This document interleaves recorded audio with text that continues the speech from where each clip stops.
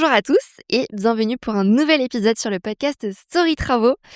Aujourd'hui, c'est un épisode assez particulier et spécial parce que on est à Cannes. Première fois que j'enregistre à Cannes un épisode de podcast et c'est Lisa Baldeschi qui nous accueille dans son appartement. Merci pour l'accueil, Lisa. Eh ben, de rien. Bienvenue chez moi. Enfin, pas tellement chez moi, mais en tout cas, bienvenue dans un de mes appartements. Merci beaucoup. Je suis ravie qu'on fasse cette interview ensemble aujourd'hui.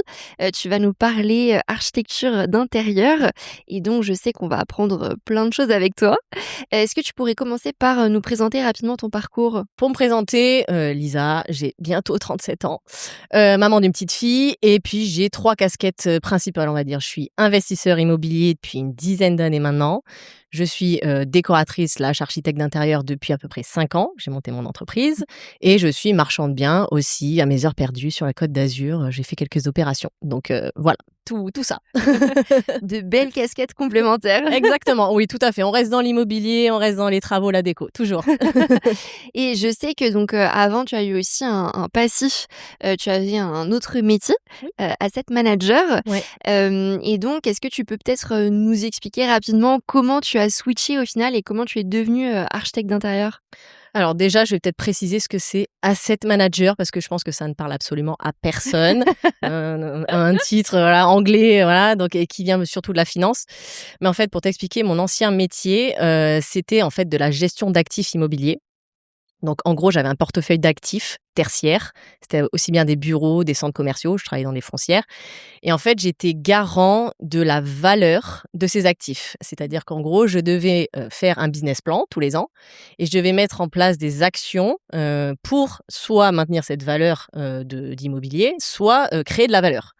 Donc ça pouvait se faire soit par des campagnes de travaux, Mmh. des extensions, des renégociations de baux commerciaux. Donc en fait, j'étais vraiment garant de tout ça et je mettais en œuvre toutes les différentes équipes pour arriver à l'objectif, on va dire, un peu financier.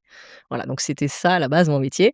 Je l'ai fait dans plusieurs foncières, donc dans des centres commerciaux et des bureaux. Donc voilà. Et alors en fait, pour t'expliquer comment j'en suis arrivée là où j'en suis. En fait, il faut savoir que quand, le confinement et le covid est arrivé, j'étais dans une foncière de centres commerciaux et malheureusement, compte tenu de la conjoncture, en fait, donc la foncière a cessé d'avoir ses activités et ils ont mis tout le monde, au chômage partiel. OK? OK. Donc je me suis retrouvée, bon évidemment en confinement comme tout le monde, dans, mon petit 50 carrés, enfin pas si petit que ça pour Paris, mais bon en tout cas, c'est mon petit 50 carrés de l'époque, à Paris. Avec du temps, à allouer et en fait, ça s'est fait très naturellement et un peu dans le testing de cette nouvelle activité. En fait, je m'explique. Déjà, moi, pour mon besoin personnel, j'avais besoin d'outils, j'avais fait des chantiers, j'avais fait des travaux, donc j'avais déjà un petit background évidemment à la fois de mon métier et aussi de mes investissements perso. Oui, parce que tu avais commencé à investir, J'avais en parallèle. exactement commencé à investir en parallèle. J'avais acheté en tout premier quand on était, à Paris, à Boulogne-Billancourt, j'avais acheté mon premier appartement en résidence principale que j'avais entièrement rénové. On avait changé les plans, on avait changé la cuisine qu'on avait transformée en chambre, enfin on a fait tout un bazar. Ensuite j'avais commencé à investir aussi, j'ai acheté l'appartement d'en face. Ah oui! Ouais, enfin bon bref, j'ai là pour le coup vraiment, trop de chance, enfin j'ai un peu provoqué la chance mais on a acheté à côté et en fait voilà, donc j'ai commencé déjà à mettre le pied dedans personnellement, en faisant pour moi et évidemment, via mon métier, j'avais quand même déjà la gestion de projet, la gestion de travaux et toutes ces choses-là. Et en fait, donc voilà, confinement et en fait, j'ai commencé à communiquer sur les réseaux sociaux sur ce que je faisais et ce que j'avais fait, à titre personnel. Ah bah voilà, j'ai acheté, tel appart, un peu le bilan, c'était ça, j'ai fait ci, j'ai fait ça, mes petites astuces déco, tu Mmh. vois, pas cher. Tu vois, je me rappelle un exemple très bête, mais à l'époque, c'était la mode des portes de placard en effet verrière, tu vois? Mais Mmh. tu chez Lapeyre, ça coûtait 1 500 balles la porte de placard à l'époque et tout et genre j'avais fait un tuto pour les faire soi-même en Ah ouais? pinceau et tout. Donc vraiment, tu vois, vraiment déjà cet ADN de se dire: «On essaye de faire des choses sympas, un peu jolies, mais quand même à maîtriser les budgets», quoi, tu vois? J'ai toujours eu un peu cette vision-là et voilà et donc j'ai commencé à publier sur les réseaux, un peu ce que je faisais et tout. Puis je faisais déjà de la 3D pour mes projets, j'avais fait de la 3D pour mes projets, j'avais fait de la 3D pour les projets de mes parents qui avaient acheté à Nice, tout ça. J'avais des visuels déjà à partager, tu vois? Mmh. Et j'ai commencé à partager ce truc-là et je me suis dit: «Ben mince quand même, la 3D, la déco, l'architecture d'intérieur, les travaux, c'est un truc qui parle aux gens», tu vois? Mmh. Et donc je me suis dit: «Vas-y, je vais publier sur Insta ce que je fais, des trucs». Alors j'ai publié tous les jours pendant genre 6 mois, hein. Vraiment, j'étais une machine. Je publiais et je faisais même, tu vois, des projets 3D un peu, fictifs, tu vois, pour un peu montrer ma patte, pour un peu m'entraîner et tout. Et en fait, en faisant ça, et bah, finalement, j'ai eu des premières demandes de personnes, tu vois, qui m'ont contactée, qui m'ont dit: «Ah bah Lisa, j'ai vu que tu avais acheté ça, moi aussi j'ai acheté un appart, est-ce que tu pourrais m'aider? Ah bah j'ai une coloc, ah bah j'ai un ci, j'ai un truc». Et en fait, vraiment, ça s'est fait naturellement. Et les gens ont commencé à me contacter. Alors au début, honnêtement, il y avait des potes, il y avait des collègues Oui, de bien sûr. bureau, tu vois? Même qui: «Ah bah au fait, j'achète mon appart, tu peux vas-y, vas-y, je te le fais gratos, je m'entraîne, ça me fait du contenu et tout». Puis après, tu as le deuxième, tu dis: «Ah», puis après tu dis: «Ah bah je vais un peu monétiser», tu vois? Je vais dire: «Tiens, ça», je vais dire, «Ça coûte 200 €», tu vois? Ouais. Puis tu commences, tac, tac. Et puis et là, avec mon mari, on se pose, tu vois? Mon mari est entrepreneur, hein, lui, il a toujours eu des boîtes et tout. Il me dit: «Ah franchement, vas-y quoi. Enfin, t'as un truc qui est peut-être à essayer». Franchement, nous, on voulait déjà redescendre sur la Côte d'Azur. Donc tu vois, ça s'articulait peut-être bien de se dire, on change de région, tu te lances à ton compte, tu Mmh. essayes de voir, si ça prend. Au pire, bah, tu te casses la gueule et ben, tu auras perdu entre guillemets 2 ans de ta vie, mais tu auras essayé, tu vois? Et on s'est dit: «Vas-y, allez». Donc le confinement, se débloque en juin et je suis allée voir les RH, j'ai dit: «Écoutez, écoutez, vous m'avez laissé bien le temps de réfléchir, donc écoutez, je vous propose, c'est que je m'en aille, que je puisse monter ma boîte». Donc ça a été une sacrée négo, pour rien te cacher, mais bon, voilà, j'ai réussi à négocier mon départ et puis, en fait, tout s'est enchaîné. Donc en fait, j'ai monté la boîte, on est redescendu dans le sud et après voilà, tout s'est lancé. Après voilà, j'ai bien lancé la boîte d'architecture et on a commencé les investissements ici pour arriver, voilà, à des projets comme tu peux voir à Cannes ici. Génial. Bah, franchement, c'est un très, très beau parcours et c'est vrai que, bah, c'est chouette aussi d'avoir eu ton mari qui a pu te Oui. soutenir. Le fait qu'il soit déjà dans l'entrepreneuriat, forcément, ça aide aussi de se dire: «Allez, je saute le cap». Ah oui, clairement, clairement. Faut se le dire, c'est quand même dur, hein, des fois. Mmh. C'est de se lancer tout seul. T'es es constamment toute seule. Enfin, tu vois, d'avoir les épaules pour embarquer ce truc-là. Donc honnêtement, ouais, c'est super, C'est challengeant. c'est challengeant, ouais, c'est challengeant, mais c'est aussi bien en effet d'avoir, justement, tu le vois, d'être accompagné dans ce processus-là. Donc non, non, c'est cool. Oui, oui, Lisa dit ça parce qu'effectivement Maxence m'a accompagnée aujourd'hui. Il est dans les backstage. Exactement. Et donc, au niveau de ces différents projets d'investissement immobilier que Ouais. vous avez réalisés, Mmh. qu'est-ce que vous avez fait comme opération? Est-ce que, vous avez aussi bien des appartements que des immeubles de rapport? Ouais. En termes de gestion locative, vous êtes partis plutôt sur, quel mode de gestion? Est-ce que tu peux nous raconter un peu tout ça? Tout à fait. Alors donc comme je t'ai dit, première re opération qu'on avait fait, c'était de l'ARP et finalement, grosse prise de conscience, en regardant un peu des youtubeurs assez connus, genre Yann Darwin. Mon mari découvre Yann Darwin qui lui dit: «Non, mais l'ARP, c'est un passif, il faut vendre». Alors on a vendu, donc on vend et on a récupéré le cash pour commencer l'investissement locatif. Donc on a commencé évidemment sur tout ce que tout le monde connaît, donc le LMNP. Donc comme je t'ai dit, on a acheté l'appartement d'en face, sur le palier d'en face, un petit T2. Énorme, vraiment on a refait des travaux. Pareil, j'ai switché la chambre et la cuisine pour créer de la valeur toujours dans cette optique-là. On l'a loué en une visite, le mec il bossait à l'ambassade, il a loué pendant 7 ans. Ah ouais. Pendant 7 ans, vraiment, donc meilleur, super investissement, topissime. Et après, on a voulu se mettre sur les colocations. Donc les colocations, à l'époque où nous on s'est lancés, c'était bien la mode, hein. Ouais. Tout le monde voulait faire ça, donc nous on l'a fait en investissement, mais moi, mes clients, vraiment, j'en ai eu au kilo. J'ai eu des colocs au kilo, donc j'étais vraiment très spécialisée dans la déco des colocs. Et en fait, on a eu une analyse assez froide. Ça, c'est mon mari, hein. Mon mari, c'est un ingé, hein, donc lui, c'est les matrices, les trucs et tout. On a tiré une énorme matrice de la France en se disant: «Je veux faire une coloc. Où est-ce que j'investis? Où est-ce que j'investis?» Mais de manière très, calcul, quoi. C'est-à-dire Rationnel. rationnel, les chiffres de l'INSEE, les loyers moyens, les prix d'achat moyens, le nombre d'étudiants sur la ville, les trucs. Il avait fait une machine de guerre. Déjà, il y a même des gens qui me l'avaient demandé en mode: «Mais c'est trop bien!» Machine de guerre et paf, ça nous est sorti le top 3 des villes et hop, pouf, on met le doigt, Angers. Du coup, Donc Angers, on a fait une colocation, projet improbable, mais si tu veux, je te raconterai dans le projet un peu le plus improbable, et celui-là, il est pas mal. Donc on a fait de la colocation, sur une petite maison de ville. Ensuite, on a acheté à Évry-Courcouronnes, donc 91, OK. une maison, idem. Alors en fait, ce qu'on aimait bien déjà, on avait identifié le sujet de l'unité indépendante. Donc à Mmh. l'époque, on n'avait pas forcément les moyens de monter encore sur des immeubles, mais au moins une maison. Tu vois ce que je veux dire? Bien Tout le sûr. monde comprend.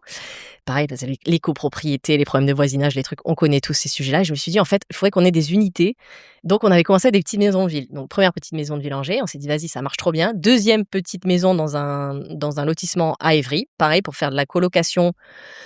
Mais les choses se sont faites autrement, pareil. Alors, j'ai vraiment beaucoup de chance. Alors, je sais pas si c'est la chance ou si parce que, je sais pas, on fait des trucs bien, mais avant même d'avoir fini les travaux, je l'ai loué dans son entièreté à une association de protection de l'enfance OK. qui avaient absolument besoin de petites unités comme ça, parce qu'ils avaient un gros centre, mais voilà, qui avait pas ce côté, peu maison. Oui. Donc on s'est retrouvés à leur louer et j'étais ultra contente.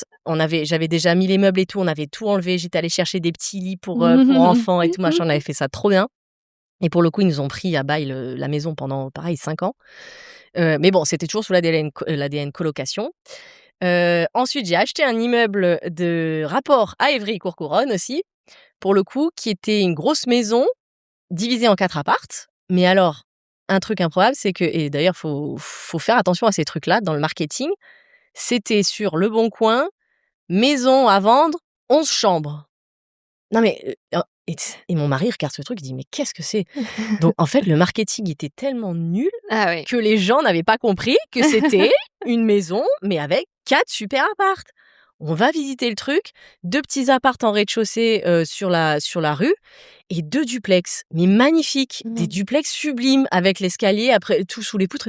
On s'est dit: «Mais c'est incroyable», donc on a acheté cet immeuble de rapport. Ah oui. Ensuite donc ça c'était, l'immeuble de rapport, c'est en fait, on a tout fait à la suite, hein, je te dis un peu à la suite. Et après donc on est partis, de l'Île-de-France, on est partis de Paris. On venait d'acheter l'immeuble, je crois qu'on l'a clôturé juste après Covid. Juste après Covid et donc nous, après Covid, donc voilà, on a pris nos valises et on est venus sur la Côte d'Azur.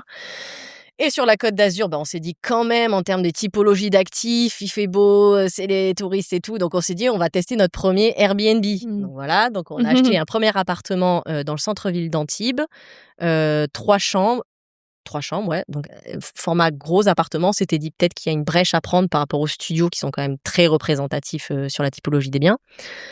On fait ce truc-là, on rénove, on en achète un deuxième, opération de division cette fois où j'ai un 80 m² que j'ai divisé en T3 et en studio.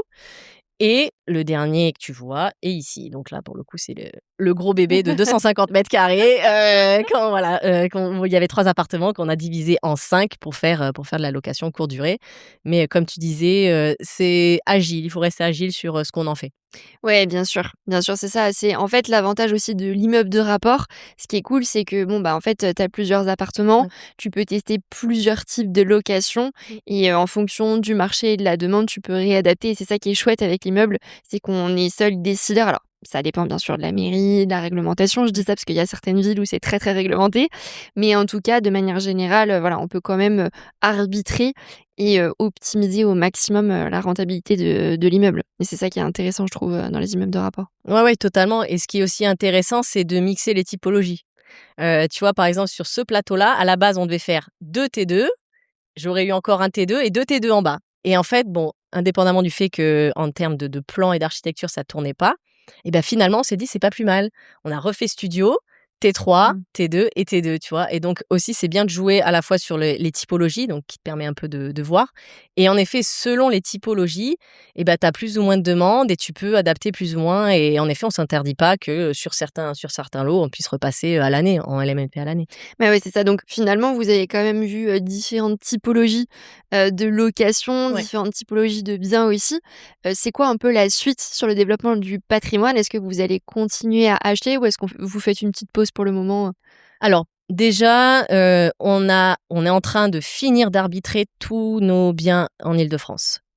Tu me parlais de la gestion locative. On avait mis alors Boulogne, je l'avais en direct, Angers, gestion locative à distance évidemment et Évry, gestion locative à distance.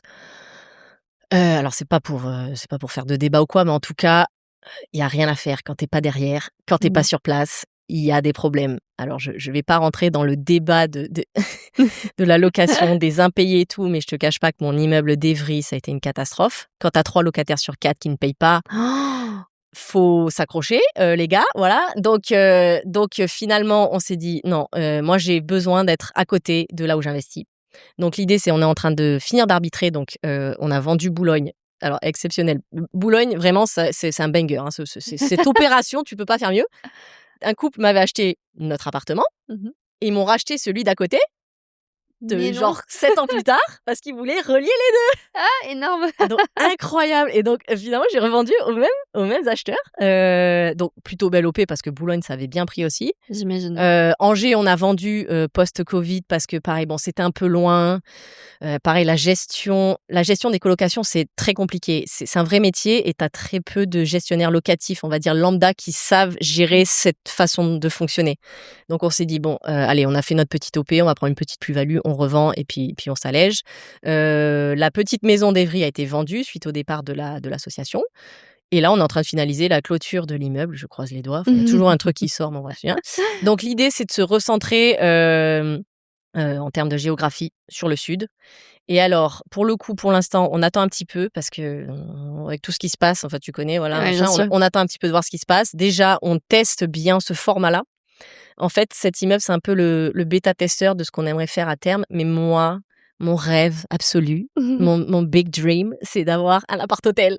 Ah ouais, je Un comprends. appart-hôtel. Et alors, le big, big dream, ce serait de faire un appart-hôtel avec des thèmes. Et mon mari déteste ça. Moi, j'adore les trucs à thème. Alors là, moi, les trucs Disney, les machins, je suis très, très, très, très friande des trucs. Genre un appart-hôtel ultra digitalisé, domotique, Mmh. machin, avec des super services et tout. Ça, c'est un petit peu mon rêve parce que moi, l'hôtelier, si j'avais pas fait de l'immobilier, j'aurais fait de l'hôtellerie. Ouais. J'adore. J'adore. Donc vraiment, une fois qu'on a vraiment bien testé, parce que là, il va faire une saison complète à partir de juin de cette année. Donc quand même, tu vois, il faut un peu laisser le temps aux choses, de voir un petit peu tout comment ça se passe. Mais ouais, clairement, j'adorais, j'adorais. Je comprends. Moi aussi, j'aimerais bien, j'avoue, c'est ça fait partie un peu, tu vois, Viens, on de ma s'associe. bucket list. Allez, on fait un fonds d'invest. Franchement, j'aimerais trop, tu vois, l'hôtellerie, C'est top. ça me fait rêver aussi, Ouais. tu vois? C'est top et surtout que si tu as un minimum de sens client, un minimum de volonté de bien faire les choses et de pas te foutre de la gueule des clients, d'être un minimum attentionné dans ce que tu leur proposes, et ben franchement ça paye et j'adore. Non, vraiment c'est top. C'est une très belle typologie. Ouais, c'est une belle typologie et je pense que, voilà, quand on commence par la location saisonnière, Mmh. si on aime ça, Tu c'est vrai envie, que voilà, mmh, le côté hôtellerie, ça peut être un peu la suite logique au bout d'un moment ouais. où tu te dis: «Voilà, je veux grossir, passer un petit peu à l'étape, d'après». D'après, ouais, Et alors, forcément, par rapport à tous ces projets, vous avez quand même fait, beaucoup de travaux, beaucoup de ouais. rénovations, est-ce que tu as pu transposer justement tes compétences d'asset manager à la gestion de ces projets, à la gestion des chantiers? Tout à fait. Oui, oui, clairement. Bah, en fait, comme je te disais, alors, il y a 3 grandes choses que j'ai pu transposer. Alors, la première chose, c'est évidemment la vision financière. C'est-à-dire que bon, nous, on ne faisait pas une action sans avoir le business plan. En gros, ça me coûte combien, ça me rapporte combien, tu vois? Tout simplement. Donc en gros, si ça rapporte rien, bah, tu restes comme tu es. Donc vraiment avoir cette vision financière, équilibre financier, retour sur investissement, ça, c'est quelque chose quand même que j'ai toujours eu en ADN. Et cette idée de, on va pas, payer des kilos, tu vois, pour potentiellement avoir la même chose et que ça rapporte rien. Donc vraiment cet ADN-là nous a toujours servi. Nous, on n'a jamais rien fait sans avoir le business plan bien détaillé de chaque poste, de chaque truc, pour être sûr d'y aller. Même avant d'acheter, hein, c'est-à-dire qu'avant Mmh. d'acheter, moi, j'avais déjà le bilan, j'achète tant, je fais des hypothèses de travaux, des hypothèses de loc, ça vaut le coup, oui, non, on est à 3, on est à 7, j'y vais pas. Donc ça, clairement, je l'ai transposé. Ensuite, évidemment, la gestion projet dans le sens, d'avoir à mettre en œuvre plein de différents champs de compétences et plein de, comment dire? De métiers, en fait. Parce que tu as les travaux, mais enfin, tu as tout ce qui tourne autour d'un projet d'investissement. Tu as la banque, tu as le financier, tu as le juridique, tu as la comptabilité, enfin, tu as tout ça. Donc globalement, d'essayer de structurer un projet dans sa globalité, ça, c'est quelque chose que j'ai pu transposer et qui, pour le coup, est assez cool parce que justement, tu as vraiment beaucoup, beaucoup de choses à mettre en œuvre pour arriver, voilà, pour arriver au projet fini. Et ensuite, le dernier sujet et c'est pas des moindres, c'est la gestion des gens. Ah oui. Non, mais alors, même je devrais le mettre en premier, mais c'est de l'humain. C'est-à-dire qu'en gros, moi, enfin, tu files un billet de 100 000, 200 000 € à un gars, bah, va falloir bien que ça se passe. Tu vois ce que je veux dire? Ouais. Et ça vraiment, c'est tout un sujet de positionnement, tu vois? Alors moi, des fois, je me dis: «Peut-être je suis un peu trop cool», tu vois? Je suis un peu trop sympa des fois, mais en même temps, En même on temps est mariés pendant 6 mois. et oui, t'as pas le choix parce que pour moi, c'est ça l'immobilier, c'est toujours ce que je dis aussi, c'est surtout du relationnel et sur toutes les phases de l'investissement. Avec tous les intermédiaires, le relationnel, il est hyper important et comme tu le dis, en fait, bon, parfois on se dit peut-être qu'on est un peu trop cool, un peu trop sympa, mais en même temps, pour obtenir ce qu'on veut à la fin, Ouais. il faut mettre la forme. Ouais. Alors ce qui est marrant, c'est que, par exemple, mon mari et moi, on est le strict opposé. Moi, tu me Ouais. vois, je suis la folle dingue de service. Mon mari, c'est le flegme, anglais, tu vois? Genre pas un mot plus haut que l'autre et tout. Et alors c'est marrant parce que des fois on se complète bien parce que moi je suis là à faire mes trucs, puis à un moment donné, paf, tu vois, il met un petit coup. Mais en tout cas, moi, pour dire quand même le nombre de kilomètres carrés qu'on a sortis de projet, c'est une façon qui a quand même toujours bien marché. Pour le coup, quand même, quand tu as une relation un peu sympa, je dis, et puis quand tu te tapes un peu, dis: «Bon écoute, tu es gentil, tu te fous un peu de ma gueule». Bon voilà, mais Mmh. quand même, ça passe mieux, tu vois? Moi, le nombre de fois où voilà, j'ai eu un petit pet: «Oh non mais Lisa, c'est toi, je passe et tout». Bah typiquement le peintre, j'ai Oui. eu un petit problème là, j'ai un appartement qui a été loué, en moyenne durée. D'ailleurs, tu vois, typiquement moyenne durée. Ils m'ont rendu le truc, le blanc partout éclaté. Il me dit: «Mais Lisa, je passe, c'est pour toi, mais t'inquiète et tout». Enfin voilà, ça fait plaisir. Oui, Le bien mec, sûr. en 3 jours, il est passé, mais ça, il m'a dit, entre guillemets: «C'est parce que c'est toi, que t'es sympa, Mmh. on s'adore», tu vois? Et je pense que t'as pas du tout, ce relationnel-là quand voilà, donc honnêtement, la gestion des gens, les fédérer et leur donner envie de bosser pour toi et que ça leur fasse plaisir. Ça, c'est le plus important. Et après, franchement, une fois que t'as ton équipe, après ça se gère. Franchement, ça se gère. Ouais. Ouais, c'est ça, c'est effectivement trouver la bonne équipe, je Oui. pense, les bons artisans, les bons corps de métier Mmh. et derrière ça peut, facilement, dérouler et je pense que comme tu le dis, le côté, voilà, relationnel, qu'ils aient envie de bosser pour toi, qu'ils aient envie que tu sois, contente, en fait, ça change tout finalement Mmh mh. et par rapport à toutes ces opérations, alors c'est laquelle qui t'a, le plus marquée, au final? Alors pour le coup, je dirais, il y en a 2. Il y en a 2, mais pas pour la même chose. Alors la première, c'est notre histoire de coloc à Angers. Alors là, je vais un peu faire rigoler, mais en gros, on s'était dit: «Tiens, il y a pas beaucoup de travaux». En fait, pour t'expliquer, petite maison de ville, il y avait 3 chambres et on s'est dit: «Vas-y, on va maximiser la valeur, on va transformer le salon en, chambre et faire un petit salon vite fait», tu vois? Toujours, pas folle la guêpe. Donc on voulait la transformer. On s'est dit: «Vas-y, il y a rien à faire, tu vois? Un coup de peinture, on met un peu de déco et tout», et on se dit: «Bah tiens, on va le faire nous». Mmh. Alors, pour t'expliquer un petit peu, donc la conjoncture du truc, on a acheté, mon mari, moi et mon beau-frère. On était tous les 3 la dream team. Moi, j'étais donc dans une énorme foncière, à bosser comme un chien, à fond à Paris. Mon mari, start-upper, à fond comme un chien. Mon beau-frère chez Salesforce, à fond comme un chien. Mais on s'est dit: «Tiens, et si on prenait le Ouigo tous les matins, les week-ends à 6 heures du mat?» Littéralement, on prenait le Ouigo de 6 heures du matin depuis Paris pour aller à Angers. «Et si on allait faire des travaux?» Hein, voilà, parce que donc on s'est retrouvés pendant genre 1 mois et demi tous les week-ends à aller faire des trucs, mais de la bricolette en plus. C'est-à-dire, on avait acheté un pistolet à peinture, on avait fait toute la baraque. Mon mari avait fait un pot en one shot. On s'est dit: «Je pense que tu sais pas faire». Parce que quand au bout de 3 secondes, tu as tous les murs qui ont dégouliné, on était là: «Ouais, je crois que tu as pas bien dimensionné le truc». Après, j'avais fait un peu du upstaging, j'avais repeint toute la cuisine avec des résines, les carreaux des salles de bain, résine et tout. Honnêtement, on avait fait un petit truc sympa à la base. Pour franchement, la typologie de clients, ça allait très bien. Mais franchement, c'était épique.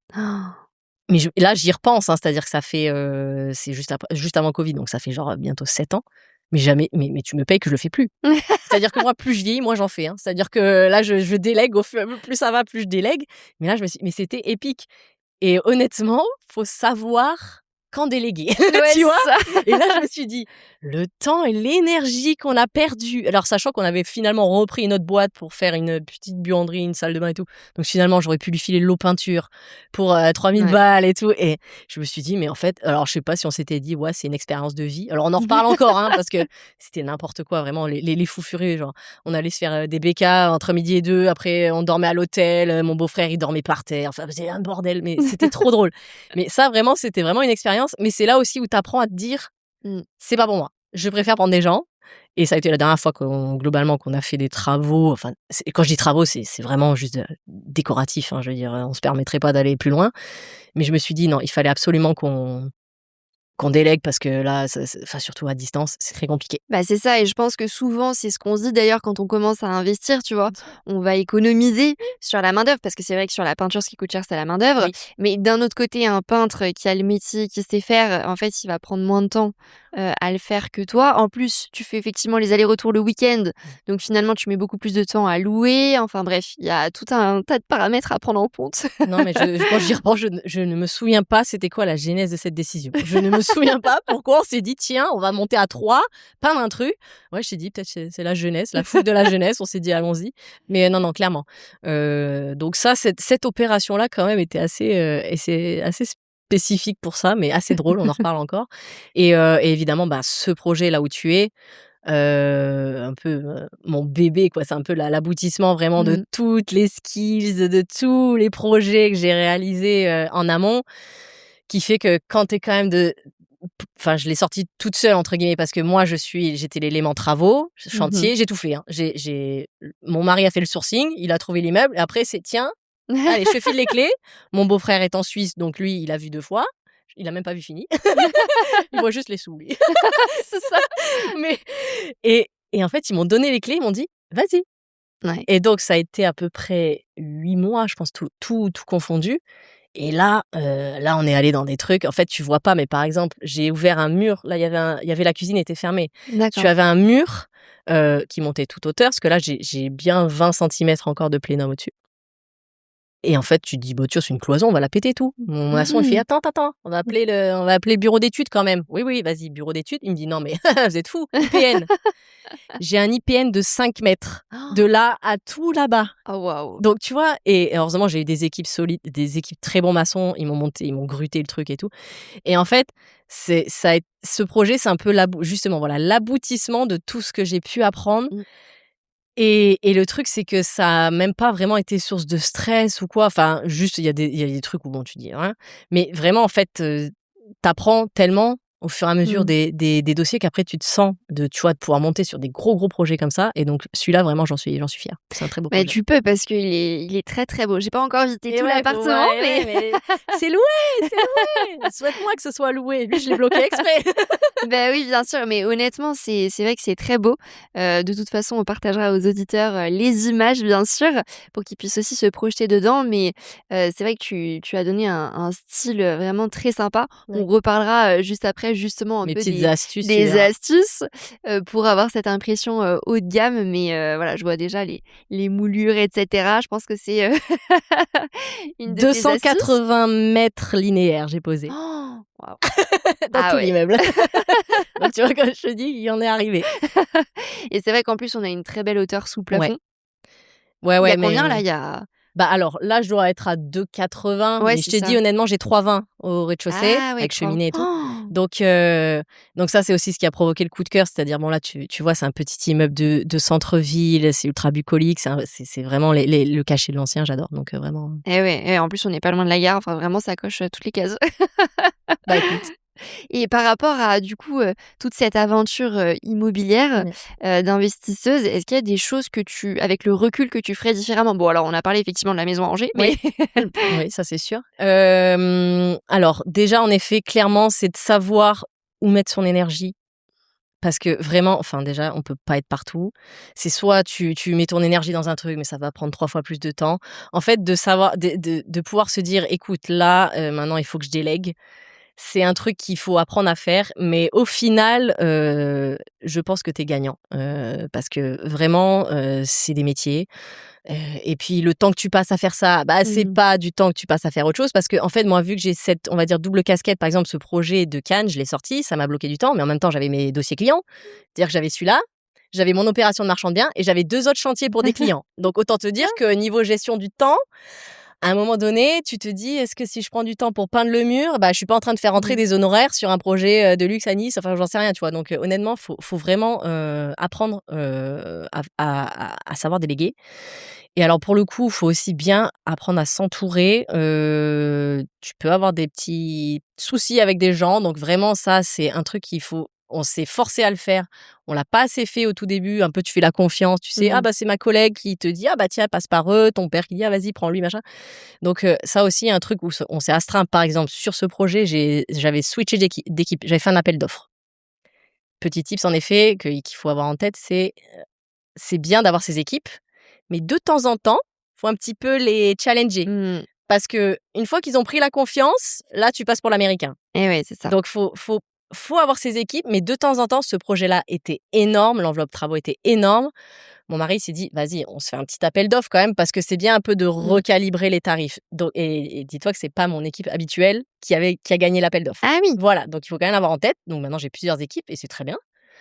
Mais tu vois, il faut quand même pas se dire: «Bon, c'est bon, il y a lui, j'appuie sur le bouton». Donc faut constamment challenger à la fois ses équipes travaux, ses fournisseurs et voilà, faut faire tourner parce que, il y en a un, à un instant T, il va absolument vouloir bosser pour toi, donc c'est tapis rouge, na comme, des fois tes équipes, elles disent: «Ouais, bon, c'est Ouais, trop c'est un peu ça. de trop la confiance», tu vois? Ouais, ouais, Donc parce que ça c'est vraiment un truc aussi qu'il faut s'astreindre à faire. Je l'ai pas assez fait, j'aurais dû le faire plus souvent, de se dire: «Ben, OK, je sais que tu es là, mais pour être sûr qu'on est bien en phase sur les tarifs, je vais quand même demander à Pierre-Paul Jacques pour être sûr». Donc ça, faut pas hésiter à le faire et à constamment, un petit peu remettre une petite pièce dans la machine pour être sûr que tu continues à avoir des tarifs attractifs. ouais, je pense que c'est effectivement un excellent point parce qu'on a tendance à se dire on se repose un peu sur Mmh, ses lauriers mmh, en se disant: «Bon, on a une équipe, ouais, on tourne toujours avec elle». mmh, Mais comme tu dis, le fait de les challenger, mmh. que ce soit sur le côté tarif, le côté peut-être technique Mmh mh. aussi, s'il y a des nouvelles méthodes, Ouais. sur un sujet en particulier, un poste travaux, c'est important pour, effectivement, leur expliquer que voilà, bien sûr, ça s'est bien passé par le passé, mais ça veut pas dire qu'ils seront toujours, sollicités, systématiquement, sans vérification, on va dire. Exactement. Ouais, ouais. Puis c'est ça, hein. Oui, bien sûr que c'est ça. Ouais, bien sûr, c'est ça, des 2 côtés, je dirais. Ouais, ouais, non, clairement. Et donc par rapport à cette prestation, d'architecture d'intérieur que Mmh mh. tu proposes, Ouais. qu'est-ce que tu proposes concrètement en termes de prestation de service? Parce que je sais qu'il y a plein de choses qui peuvent être proposées. Ouais, il y a plein de choses et puis un gros débat sur architecte d'intérieur. Alors bon, normalement, je suis pas censée dire que je suis architecte d'intérieur, ça, il y a le vrai débat là-dessus. Moi, je suis décoratrice plus, mais on va dire que vu que je fais énormément de travaux à titre personnel, ce on va dire que je peux proposer, des suivis de chantier. Mais vraiment, moi, mon ADN et c'est ce qui a lancé mon métier, c'est le digital. Moi, je suis, une férue de 3D. Vraiment, j'ai dû modéliser 15 000 heures, je pense, honnêtement, je les compte plus vraiment. Alors je fais de la 3D pour bosser, de la 3D pour m'amuser, de la 3D, voilà, donc vraiment mon outil principal et mon métier principal, c'est tu as un appartement, tu es partout dans le monde, tu vois? J'ai sorti des apparts, dans les îles, j'ai sorti des apparts à Ah oui! Dubaï, peu importe. Partout dans le monde, tu m'envoies ton plan, tes photos, tu me dis, en gros, c'est quoi ton problème et comment je peux y résoudre et je modélise et je te propose, tout un projet d'agencement et de déco, digital. Ensuite, en fonction de ton besoin, ton budget et ben, je rajoute des strates. Mmh. C'est-à-dire, en gros, Lisa, j'aimerais bien, que tu me choisisses les meubles parce que je sais pas où prendre, ta je te fais toute ta liste shopping. Ah, le cuisiniste, est-ce que tu as des bonnes enseignes? Oui, oui, tiens, vas-y. Les carrelages et tout. Donc en fait, après, moi, en fonction du besoin du client et de son besoin en niveau d'accompagnement, je peux rajouter des strates. Et alors après, tout ce qui est suivi de projet en soi, je le fais vraiment avec des clients spécifiques, avec mes équipes ou du moins avec des énormes équipes travaux ou même les équipes clients. Moi, je viens de faire un suivi de chantier esthétique Mmh. pour être sûr que tout matche bien avec tout ce qu'on a validé en 3D, en fait. Donc en gros, je m'assure de la mise en œuvre, vraiment de ce qui va sortir, ça ressemble à ce qu'on s'est dit. Donc on va dire, alors sachant que j'ai moins vocation à le faire, je vais faire de plus en plus de digital. Je vais rester sur ça, je pense que c'est parce que c'est fatigant. J'ai vraiment un chapeau à ce métier-là est usant, hein. Vraiment, Ah c'est mais c'est sûr et sachant que à mon avis, je pense au vu de l'esthétique de ouais, l'appartement, de ce que tu proposes, mmh. je pense que tu assez tatillonne Ouais, sur les ouais, détails et ouais, on le ouais. sait en travaux, Ah oui, oui. c'est dur d'être vraiment de suivre le détail, d'être perfectionniste Ouais. et d'essayer de cadrer les équipes pour que ça ressemble parfaitement à ce que tu veux. Ah oui, oui, non, mais en fait et ce qui est marrant, c'est que plus tu donnes de détails aux entreprises, moins ils veulent prendre d'initiative. C'est Mmh. très marrant, ça je m'en suis rendu compte. Donc enfin vraiment je donne un dossier complet et tout. Puis à un moment donné, il y a un travail, il dit: «Ah, tu veux pas juste me faire le plan de positionnement du meuble de salle de bain, des miroirs et tout?» Je dis, mais mec, tu te fous de moi ou quoi? Tu prends le centre de ta pièce, tu mets ton meuble, tu mets tes demi-moires. Enfin, et en fait, j'ai l'impression que des fois, plus on leur donne, plus ils deviennent un peu paresseux et ils aiment bien qu'on leur mâche un peu le travail. Mais bon, ça fait partie du job. Donc, honnêtement, et franchement, hein, des avant-après, enfin, même à distance, hein. D'ailleurs, là, j'ai sorti un énorme appart à Dubaï, 180 mètres carrés à la Palm Jumeirah, avec ma cliente, avec qui j'avais fait sa villa à Cannes. Enfin, bref, un truc de fou. Avec le gars en WhatsApp, en vidéo et tout. On a sorti un truc et j'ai eu ma cliente ce matin. J'ai dit, mais franchement, à distance comme ça, d'avoir sorti un produit fini qui ressemble autant et qui match avec ce Ouais. qu'on avait prévu, c'est incroyable. Donc, franchement, c'est un truc qui marche très bien. C'est vraiment donner le plus d'informations possible, le plus d'outils possible avant même d'avoir mis le premier coup de pioche, quoi. Et oui, c'est ça. De toute façon, pour moi, 80 de la réussite d'un chantier, c'est en amont. Oui. C'est en fonction de la préparation. Oui. Donc plus tu es détaillé, plus tu donnes d'éléments, aux équipes, plus c'est cadré et mieux normalement ça devrait se passer. Et Ouais. par rapport justement aux outils que tu utilises, Oui. c'est quoi un peu tes outils phares, que tu utilises au Alors, quotidien? la question sur mon Insta, je dois avoir à peu près 15 fois par jour. Attention, la révélation. Alors, moi, je travaille sur un outil 3D qui s'appelle Homestyler. OK. Pas très connu. Non, je ne connais pas, Voilà, ouais. pas très connu. Alors, il y a plusieurs et c'est un banger absolu. Voilà. Déjà, c'est online. Donc, moi, je bosse d'un laptop. Voilà. J'ai carte graphique, je ne sais pas ce que c'est. Désolée, moi, inventé. Tout est online, donc t'as pas besoin de matos de fou furieux. Moi, le nombre d'archis qui viennent me voir, Lisa, là, je bosse sur SketchUp, je dois changer mon ordi, ça lag. Je dis, de quoi tu me parles? Excuse-moi, de quoi tu parles? Donc déjà, c'est online, c'est super, et puis t'as tout dessus. Donc alors, en termes de plan technique, et c'est pour ça, attention, je fais le petit disclaimer. Je ne suis pas capable de faire des plans techniques, des plans d'exé, je ne sais pas faire, c'est pas mon métier. Et quand il y en a besoin, je m'associe avec un vrai archi qui fait ça très bien. Par contre, bon, plan d'aménagement, plan d'agencement, bon, quand tu as une cloison à bouger, bon, allez, tu lui bouges ta cloison, tu crées un placard, tu fais des choses comme ça. Et ensuite, après, tu fais toutes les 3D pour avoir ton dossier visuellement, en gros, à quoi ça va ressembler chez toi. Donc, c'est un outil vraiment topissime qui est pas très complexe. Surtout je fais un peu la différence entre les pros qui ont l'habitude de travailler avec des logiciels très complexes, genre AutoCAD, Mmh. SketchUp qui est quand même pas facile. Ah ouais. Ouais, et après, tu as, on va dire, les particuliers qui veulent refaire leur maison ou essayer de faire quelque chose de par eux-mêmes.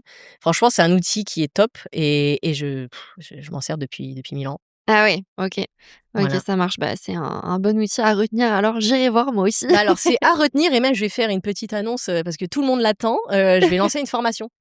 Une formation de 3D Génial. pour aussi bien les professionnels qui veulent switcher d'outils, avoir un truc beaucoup plus rapide, pour les personnes qui veulent se reconvertir comme moi parce que cet outil a été la genèse de tout en fait. C'est-à-dire que ça a été mon outil qui m'a permis de montrer des choses, tu vois? J'ai créé quasiment un portefeuille de projets, Ouais. fictifs que j'ai pu partager avec les gens. Donc ça a été un outil fabuleux. Donc tous les gens qui veulent faire de la reconversion, c'est topissime.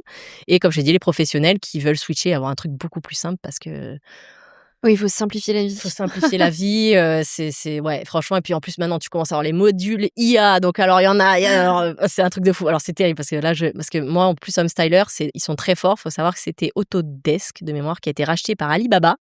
Donc c'est des Chinois, mais en termes de mise à jour, j'ai des modules IA tous les jours, des trucs IA tous les jours. Donc là, je prends une Incroyable. photo d'un meuble, chut, je l'envoie sur le logiciel, je dis: «Tu me le modélises», trouc, il te le sort. Ah non mais c'est incroyable. C'est Incroyable. incroyable. Donc en termes de facilité de la vie, parce que je vois ça part dans tous les sens. Si tu écoutes des fois, il faut avoir genre 15 trucs, tu sais plus. Tu sais plus, où donner de la Donc là, tête. moi je vais être dans l'efficacité, rapidement sortir quelque chose qui sert d'outil et c'était pour ça que je l'avais découvert à la base pour moi. C'était en gros: «Bon les gars, tu sais, tu mets un truc là et puis là tu vois», non, ils voient pas. Mmh. Il ne voit pas. Arrêtez de... Non, il ne voit pas. Donc, vous lui faites le dessin, vous lui montrez, et là, il voit. Parce que non, mais tu sais, ouais, oui, oui, oui. Il fait oui, oui, tu sais, il te fait oui, oui. T'arrives, tu dis, non, mais attends, pourquoi il y a le toilette? Il devait être là-bas et tout. Non, mais tu vois, donc c'est vraiment un outil formidable, juste de communication et de simplification. Mmh. Et honnêtement, je t'ai dit, j'ai plein de fois des clients qui m'envoient les photos après. Et en fait, je me dis, putain, là, j'ai bien bossé parce que pour que ce soit aussi Similaire. similaire, c'est vraiment que j'ai fait le taf et que le client derrière, tu vois, il a pu dérouler tranquillement et ça, c'est super important.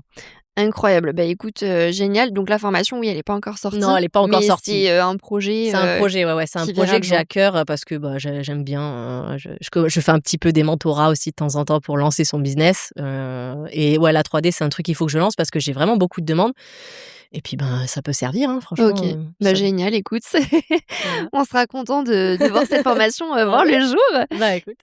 Et alors, en termes de typologie de projet, Mmh. quand tu accompagnes, tes clients, donc tu le disais, ça peut être villa, ça peut être Ouais. appartement, ça peut être tout type. Est-ce qu'il y a des styles particuliers que tu aimes, voilà, on va dire mettre en œuvre? Ou est-ce que tu es vraiment, en fonction du besoin du client et des attentes et tu t'adaptes, Alors, c'est marrant parce qu'en design et en déco, je pense que tu as vraiment 2 écoles. Tu as les designers qui ont leur carte d'identité. Vraiment, c'est ouf. Donc ils ont une patte, ils ont une façon de faire un projet qui est la leur et c'est vraiment leur signature. Donc ça, je dirais, c'est les premiers styles de décorateurs. Moi, honnêtement, je me suis positionnée plus en mode, je suis là pour accompagner et mettre en image ce que toi tu aimerais. Alors toujours avec ma patte, évidemment, on a tous nos petits trucs et c'est marrant parce que certains décorateurs se disent: «Mais non, moi j'ai pas de style» et tu dis: «Tu rigoles j'espère?» Non mais si, je t'assure, tu as un style. Donc en fait, nous, on le voit pas forcément nous-mêmes, mais moi, l'idée, c'est quand même toujours de m'adapter à un besoin de client et c'est ce que j'adore, c'est que moi, je m'ennuie très vite. Donc tant mieux, ça me challenge. C'est-à-dire que alors il y a vraiment des j'en sais rien, si vraiment c'est un truc de fou furieux, il y a des fois où ça m'est arrivé de dire: «Attends là, je suis pas du tout à l'aise, je vais pas». du style? Tu as un exemple ou pas? Oh, il y a une dame qui m'avait dit un nom. Alors j'avoue, j'ai découvert le nom. Alors c'était un truc ultra rococo, mais vraiment avec de la dorure partout, très, très, Très très, très intense. chargé. Et j'ai dit: «Je ne sais pas faire». J'ai dit: «Je suis désolée». Elle m'a demandé, hein, quand Oui. elle a quand même vu le truc, elle a dit: «Ouais, par rapport à ce que tu fais, je suis pas sûre». J'ai dit: «Ouais, non, je sais pas faire». Donc vraiment des choses très spécifiques, là où je vais avoir un peu du mal, mais sinon j'ai jamais refusé un dossier parce qu'il y a un sujet de style, jamais. Vraiment, ça peut partir, alors c'est marrant parce que j'ai commencé, la déco il y a quoi? J'ai commencé à vendre mes projets déco il y a à peu près 5-6 ans et c'était la mode des couleurs, des trucs et tout. Tu sais, dans les colocs, Oui, fallait en mettre des caisses, tu vois? Dans c'est les vrai. colocs, fallait un mur, de Un peu couleurs, un peu flash. flash et tout pour voir les photos et tout et moi, j'étais là trop bien et tout et tu sais, je regardais les gens qui faisaient du beige et tout, j'étais: «Oh Mmh. là là», et puis, bah, là, je suis tombe dedans. C'est-à-dire que plus ça va, plus bah, tu vois là, bon j'ai mis quelques touches de couleur, mais tu vois plus ça va, plus je suis en train de passer du côté obscur de la force et je me sens de plus en plus à l'aise avec ces teintes Mmh. très douces, tu vois? Donc j'ai sorti des projets à Cannes, beaucoup et c'est beaucoup ce qu'on me demande, c'est-à-dire des choses alors en termes de typologie d'actifs, j'ai fait villa, j'ai fait appartement, villa, appartement. Bon, globalement, c'est les 2 qui Oui. existent. Mais c'est surtout en termes de typologie de clients, c'est-à-dire que je travaille beaucoup avec pratiquement que des investisseurs ou des marchands. Moi, c'est mon dada. Je travaille avec des gens qui ont la même un petit peu ADN que moi et c'est vrai que, bah, quand tu veux vendre un appart, bah, tu évites d'aller dans des trucs trop show off ou trop un peu clivants. Donc Pour adapter. malheureusement, tu te retrouves à avoir ton canapé beige, tes murs beige, ta cuisine beige, donc mais après voilà, ça a été un peu dur, un peu de s'adapter, de trouver le juste milieu pour savoir de se dire: «C'est neutre et il se passe rien», mais quand même de mettre le petit twist où il se passe quelque chose, tu vois? Mmh. Donc Pour voilà. provoquer un petit peu le coup de cœur, Oui, voilà et ça se joue pas forcément sur la couleur. Enfin, tu vois, ça se joue sur d'autres choses. Mais non, en tout cas, j'ai pas de moi, j'adore, enfin, là, tu vois, il y a quelques mois, j'ai fait un Airbnb sur le thème des pirates. sur le thème des pirates? Ouais, je vais OK. le sortir bientôt, mais j'ai fait un Airbnb sur le thème des Lego, j'ai fait un Airbnb Harry Les Potter. Lego? Ah ouais. Ouais, j'ai fait des colocs sur des thématiques, j'ai fait des love rooms, les love rooms. Alors oui, si on parle de thèmes de déco, j'ai eu tous les thèmes. Ça a commencé, ce qui était à la mode, donc c'était les colocs. Ensuite, bon, le Airbnb, les love rooms. Qu'est-ce que j'ai été le designer de l'amour, moi, pendant quelques mois, je faisais que ça. Ah, j'ai fait plein de bébés, dans les dans mes apparts, décorés. Mais tu vois? Et voilà et donc je m'adapte en fonction, voilà, de tout, enfin de ce qu'on me demande. Donc c'est ça qui est bien. Et la love room, justement, en parlant, c'est vrai qu'il y en a beaucoup, mais comment tu te distingues aujourd'hui si tu veux faire une love room? Alors déjà, moi, il y a un sujet love room, c'est que on peut vite vite basculer Eh oui. dans le truc. Là, comment dire, un peu hardcore, quoi. Donc, tout l'enjeu de la love room. Et d'ailleurs, c'est pas love room, c'est pas sex room. Donc, on Oui. se calme. Donc, déjà, j'ai eu des demandes incroyables. Et en fait, le truc, c'est qu'il faut quand même, je trouve, rester chic. Et pour le coup, il y en a beaucoup qui m'ont demandé, c'est Lisa, je veux faire une love room. Donc, t'as tout le beau lit, le petit truc intime, la balnéo, la salle d'eau et tout. Mais tu vois, j'en avais fait une qui était très, très belle, marbre bleu nuit, très jolie et tout. Et d'autres, tu vois. Mais en fait, tout l'enjeu, c'est de faire un truc qui pas kitschos à souhait, tu vois, genre ultra kitsch, de savoir bien doser, c'est-à-dire d'inviter à quelque chose de romantique ou sexy ou peu importe, mais sans déraper dans le truc un peu salace, quoi. Donc non, faut savoir doser, et mettre l'accent sur, voilà, des beaux matériaux, quelque chose d'intimiste, un peu. Tu peux être dans le sexy sans être dans le truc un peu sale, quoi, tu vois? Oui. Donc tu vois, bien jouer sur, la qualité de son lit, bien jouer sur sa balnéo. Ça, c'est un vrai sujet balnéo, hein. Moi, je laisse ça aux autres, hein, parce qu'en termes de gestion, je sais pas comment ils font. Je suis bien d'accord. Je sais pas comment ils font, mais voilà. Mais l'idée, voilà, j'en ai fait plein, mais toujours, dans cette optique d'avoir quelque chose d'un peu chic, quoi, quand même. Ouais, toujours cette petite, Oui. caractéristique et c'est vrai que toi, tu t'orientes plutôt du coup sur des rendus haut de gamme, de manière générale? Pas forcément? Alors, tu dis le mot rendu haut de gamme, veut pas Oui. dire haut de gamme. Oui, c'est ça. Je suis la reine de la triche. C'est-à-dire que moi, mon créneau, c'est vraiment de faire des choses jolies qui, on va dire, respectent certains codes, Mmh. mais pour pas cher. Donc en fait, alors oui, clairement, hein, en fait, tout est dans l'équilibre de tout. C'est-à-dire qu'il y Ouais. a des choses, voilà, où tu vas allouer du budget, des choses non, des choses où tu vas tricher, des choses où tu vas être un peu malin. Mais en effet, j'aime bien quand même voilà, comme tu vois là, tu vois, un peu beau. Je me sens bien dans ces ambiances-là. Voilà, oui, clairement. Parce que j'aime bien dire quand, par exemple, je design des chambres ou des Airbnb, j'ai toujours l'aspect suite d'hôtel. Mmh. Donc des belles literies, toujours voilà, du linge de lit, des choses comme ça. Donc j'ai toujours un peu cet ADN de me dire: «Ouais, quand je vais dans un hôtel, qu'est-ce que j'aime voir?» Et j'aime bien le dupliquer en effet à mes projets. Mais pour autant pas forcément cher en termes de budget. Oui, alors justement par rapport à ça, c'est quoi un peu, les astuces, tu vois, pour, justement, meubler un appartement, donner ce rendu haut de gamme, mais tout en maîtrisant son budget? Tu vois, est-ce qu'il y a des éléments particuliers sur lesquels, tu vas plutôt orienter ton budget et d'autres où justement tu te dis: «Bah, en fait, il y a vraiment pas besoin de mettre de budget sur Ouais. ces éléments-là»? Oui, oui, clairement. Et c'est ça, c'est tout un équilibre. Et c'est marrant parce que c'est au fur et à mesure aussi de même tester moi mes projets, comment ça résiste et tout, que tu vois, tu Mmh. adaptes. Alors clairement, là où je pense qu'il faut mettre ses efforts en termes de budget, c'est les gros items. Enfin, tu vois, un canapé, surtout canapé convertible, mettez un petit budget s'il vous plaît, me mettez pas la banquette, Leroy Merlin ou je sais pas quoi ou quelle marque, ou t'assois sur un bout de bois, mettez des budgets sur les canapés. La literie, on met du budget, on met des beaux lits. Il y en a pas, c'est pas forcément cher, mais tu vois, avec une belle tête de lit qui Mmh. prend de la place, tu vois? Et la cuisine. Honnêtement, la cuisine, je suis montée en gamme au fur et à mesure du temps. Parce que j'ai commencé comme tout le monde avec du Ikea. Après, tu montes un petit peu, genre Leroy Merlin et tout machin. Puis en fait, tu vois, l'autre jour, bah, typiquement sur cet immeuble, j'ai fait l'analyse. J'avais 4 cuisines à sortir, hein, donc quand même un beau budget. J'ai fait la simulation Leroy Merlin, la simulation là de mon fournisseur qui est SoCook. Et ben j'étais ISO, Ah ouais. ISO, sauf que nos amis là, t'arrives, c'est posé, machin, usiné, tout nickel, pif paf pouf, la petite LED intégrée, le truc, le machin, le SAV de ma boule. Et en fait, je me suis dit, ben voilà. Et en fait, et c'est là aussi, alors là, le petit tips aussi. Il y a beaucoup de marques qui jouent sur leur historique du pas cher. Mmh. Je ne citerai personne, genre Ikea. Je te jure, hein, j'ai sorti des listes shopping d'il y a 5 ans. Il y a des items, ils ont doublé. Littéralement, tu sais, les Equettes, Mmh. les Besta, les trucs. Oui. Maintenant, tu as un buffet Ikea à 600 balles.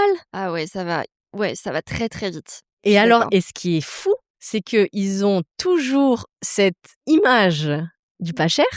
Ouais. Mais moi, je te mets au défi parce qu'après je donnerai des tips de marque, mais tu as des marques qui y rentrent pleine balle, made in Portugal, made in Espagne avec des designs de fous furieux, qui les atomise niveau prix.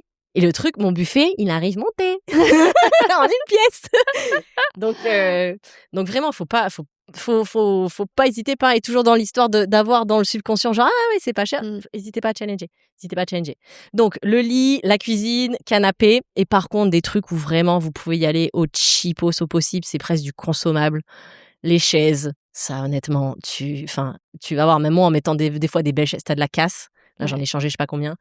T'as des tables pour pas cher, les petites tables basses, les luminaires, t'as tous les prix. Oui. T'as des luminaires made in AliExpress avec le revendeur qui se fait une marge de 8000%. Alors littéralement, je te conseille un jour de faire un Google Lens sur un truc, sur genre tu vois tous les prix. Voilà. 400, 500 balles le lustre et tout. Je dis, mais t'es pas fou. Je dis, pour 500 €, je te fais la chambre. Donc vraiment, les luminaires, vous pouvez challenger. Il y a vraiment plein de choses pas chères. Tout ce qui est linge de lit, enfin vraiment, tout ce qui est linge de maison, tout ça, vous pouvez y aller. Et puis aussi, il faut quand même, quand vous êtes investisseur, vous faites de la location, faites le deuil tout de suite. Vous donnez les clés, vous faites le deuil. Il va y avoir de la casse. Il va y avoir des tâches. Donc, vous absorbez, dit ok, c'est pas grave. Tous les ans, tu viens faire ton check-up de tout ce que tu dois changer. Mais voilà, il y a vraiment moyen de jouer sur des items qui valent le coup de mettre du budget et des items où franchement, même aller sur AliExpress. Hein, moi, je l'ai fait. Hein. Ah ouais, c'est vrai. Et alors, c'est quoi les marques que tu recommandes justement? Est-ce que tu as un peu des marques phares oui, pour oui, j'en ai plein. Pour ameubler. Et alors, j'en ai plein sur différentes gammes, tu vois. Donc, en gros, moi, j'aime travailler sur du middle gamme pour tout ce qui est gros items. Parce que même, typiquement, hein, regarde, je suis en train de refaire un gros appartement à Nice, luxe. Mon client voulait mettre un canapé Roche-Beaubois. Oui. Ok. Roche-Beaubois. J'ai dit, t'es sûr? J'ai dit, alors, c'est un appartement family friendly, donc avec que des enfants. J'ai dit, écoute, il coûte genre 12 000 €, un truc comme ça. J'ai dit, alors avec 12 000 €, autant te dire que j'en meuble des trucs. Je lui ai dit, t'es sûr et tout. Je dis, attends, je vais te montrer une alternative. Alors, une marque que j'aime beaucoup, qui est rentrée il y a pas très longtemps, un Bobo Chic, Paris. Oui. Voilà, eux, ils sont rentrés, tapis rouge. Mais tu peux pas rivaliser. Ouais. J'ai pris un immense canapé bleu nuit, sublime, avec un tissu graphique, un peu art déco, machin. Mais il y en avait pour 2500 balles. Ouais. J'ai dit, voilà. T'as vu t'as gagné 10 000. Voilà. Donc t'as 10 000, on refait tout le reste. Donc honnêtement, des marques comme ça, Bobo Chic sont très bien. Tu as nos amis Maison du Monde. Attention, pareil, Maison du Monde. Ils peuvent être chers. Ouais, ils sont chers. Ils ont un peu pareil joué sur leur historique, mais tu peux avoir un peu des salles surprises. Mais bon, ça, tu vois, Maison du Monde. Attends, Ouais, je vais te le faire. Je vais te le faire en live. C'est quoi que je me souvienne. Donc, on a du Maison du Monde. Sur la table basse. On a ici Omifab. Le canapé Omifab, nouvelle marque aussi, hein, qui est très récente. Canapé lit d'enfer. Les canapés lits topissimes, pas très chers. On a du Sclum. Ah oui, moi j'utilise beaucoup. Oh là là. Ouais. Non mais tu vois, quand je t'ai dit, ils sont arrivés, eux. Et alors, eux, c'est fou parce que c'est du bois, ils ont des meubles en bois, mais qui sont vraiment pas chers. C'est trop bien. J'ai meublé tout mon appartement de marchand de biens. D'ailleurs, si tu veux aller voir la vidéo, j'ai fait la visite. En Sclum. Et ça marche. Mais ça marche. Ah ouais. Et c'est pas cher. Non, T'as une table de 2 mètres en bois, genre 300 €. Tu te dis, mais il est où le problème? Donc, Sclum, honnêtement, je peux que dire, allez-y à fond. Donc, mais ça, c'est déjà un peu plus... Enfin, en termes de prix.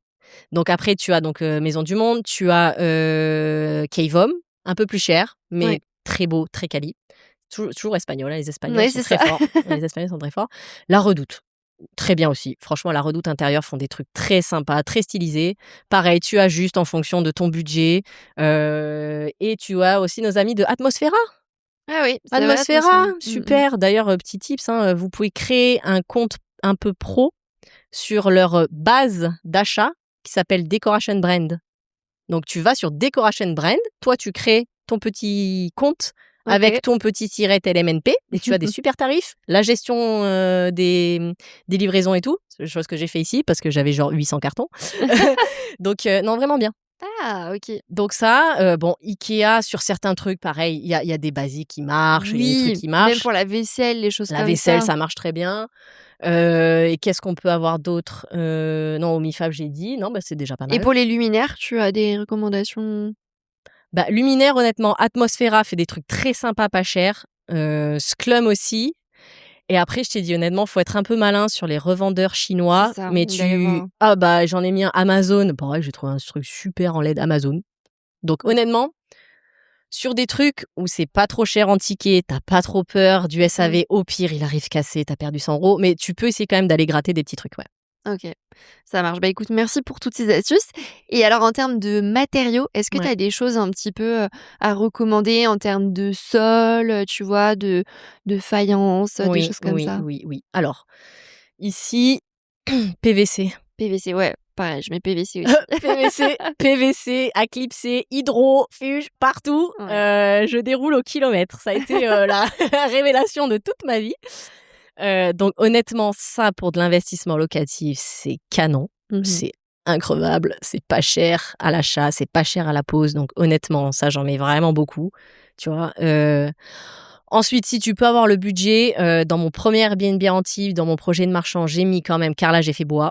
Ouais, Ça marche bien quand c'est même. vrai. C'est un peu plus cher, mais là, tu vois, l'appartement à Antibes, il a 5 ans, increvable. Donc ça marche du feu de Dieu.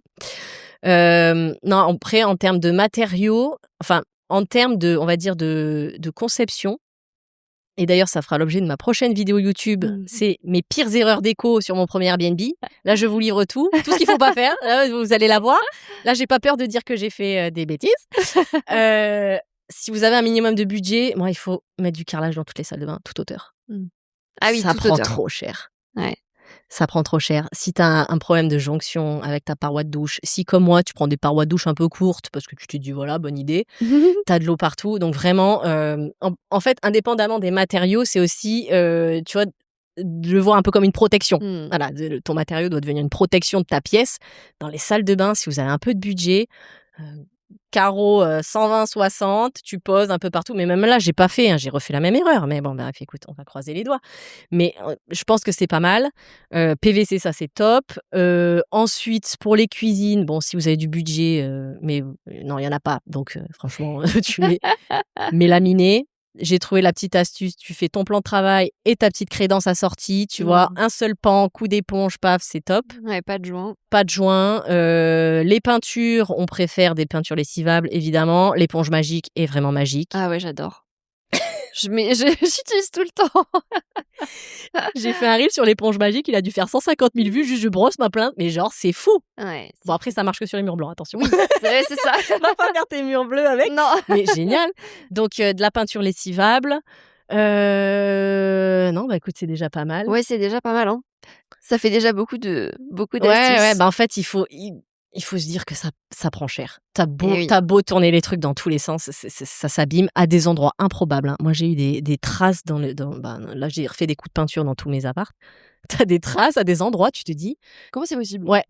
Ouais, vraiment, genre, il a dû balancer sa valise, parce que tu te dis sur le cheminement, il y a aucun sens à ce que ce soit là. Donc je ne sais pas. Donc écoute, je sais pas. Mais ouais, voilà, donc faut quand même penser, pérennité, même si on va pas se leurrer, ton coup de peinture, tu te le fais tous les 1 an, 2 ans. Et oui. Tu Ça prend cher. Donc quoi qu'il arrive, autant limite se dire: «Bon, je vais sur des choses un poil moins chères, mais quoi qu'il arrive, je vais avoir de la casse». Et quoi qu'il arrive, va falloir que je remette un peu au pot. Mais bon, quand même, tu peux trouver un bon équilibre entre un truc pérenne et pas trop cher, quoi. Ouais, ouais, c'est sûr et par rapport à ce côté, justement provoquer un coup de cœur Ouais. dans les appartements, est-ce que tu aurais, 2-3 conseils à nous partager là-dessus? Oui, oui, oui. Alors déjà, un appartement, c'est du ressenti, tu vois? Mmh.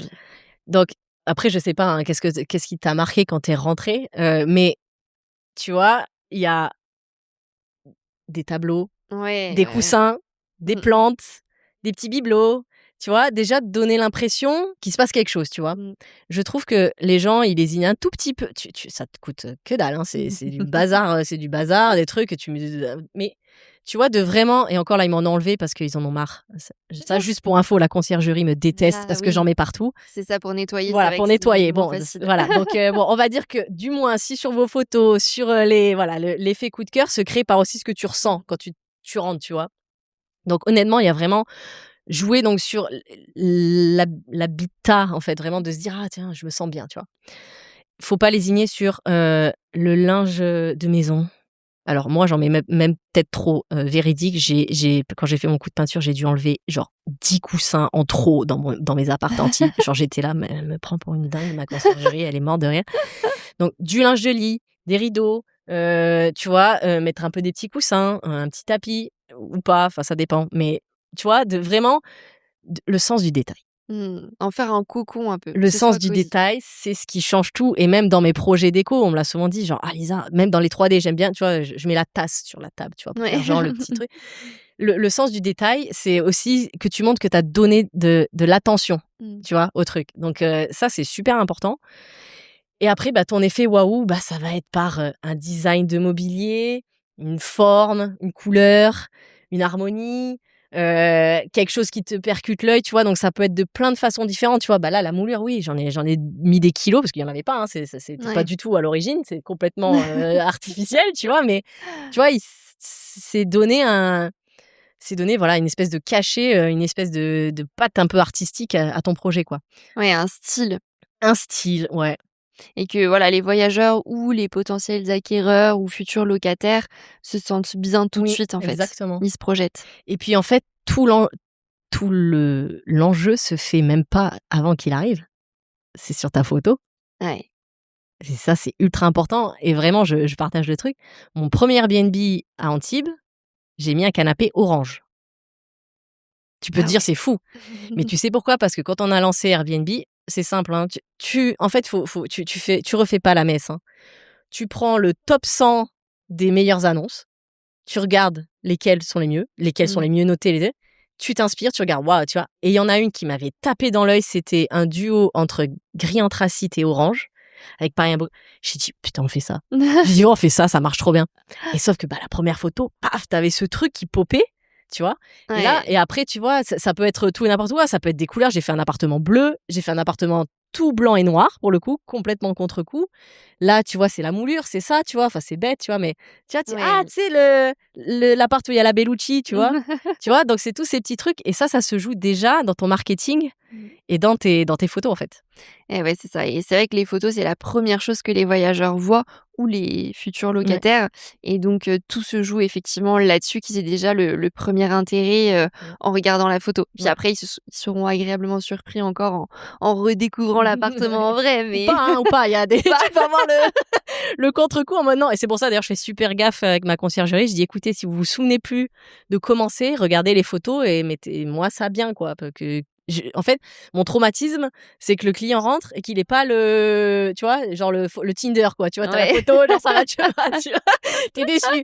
Donc tu vois, je leur dis: «Faites attention quand même en termes de mise en place». J'ai pensé les choses d'une certaine manière, tu vois? Genre, c'est horrible, hein, mais ces coussins ne sont pas là, ils sont dans la chambre normalement. Bon, je les ai Oui. pas bougés parce que voilà, mais tu vois, il y a eu une pensée dans chaque truc et je lui dis: «Ouais, quand même, faites un peu attention», même si bon, ils en ont 100 000 donc je comprends, tu vois? Oui, bien sûr, Voilà, mais bien sûr. mais Mais c'est important en effet c'est vrai que j'ai aussi ce truc-là, moi, par rapport aux apparts qu'on a, tu vois?